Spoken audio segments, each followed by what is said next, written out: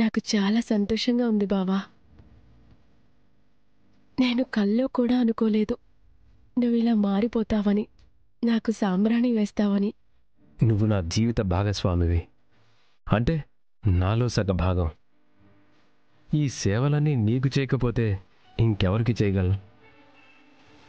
నీకోసం ఏమైనా చేస్తాను నాగోల్లి. ఇప్పుడు నువ్వంటే నాకు అంత ఇష్టం.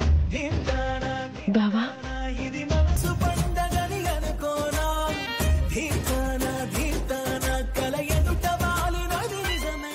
ఏంటన్నయ్యా? మా అన్నయ్య వదినలు ఇక్కడే ఉన్నారా, లేదంటే ఎక్కడైనా ప్రేమ లోకంలో మునిగి తేలుతున్నారా? అయ్యో, అలాంటిదేం లేసివా. ఇందాకటి నుంచి మా చెల్లికి సాంబ్రాణి వేయడం నేను చూశాను బావా. ఇన్నాళ్ళు నీ ఆవేశం ఆక్రోశం చూసి ఇంత మంచి యాంగిల్ మిస్ అయ్యాం, కానీ నువ్విలా మా అక్కకి సేవలు చేస్తుంటే సహనమూర్తనాలో శాంతిమూర్తనాలో నాకు అర్థం కావట్లేదు. మీరెలా పిలిచినా నాకు సంతోషమే. నన్ను నమ్ముకున్న వాళ్ళు, నేను నమ్మిన వాళ్ళు సంతోషంగా ఉండటం నాకు కావాలి.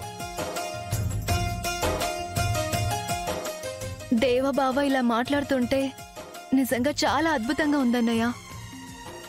నిన్నిలా మార్చినందుకు ఆ దేవుడికి ఎన్ని పూజలు చేసినా తక్కువే బావా.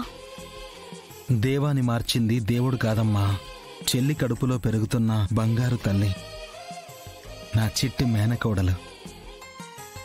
నిజమే బావా, బిడ్డ పుట్టబోయే ముందే తండ్రిని మార్చుకుంది. బిడ్డ పుట్టాక ఇంకెన్ని అద్భుతాలు జరుగుతాయో. నా బిడ్డను ఎక్కువగా పొగడే కొద్దినా దిష్టి తగులుతుంది.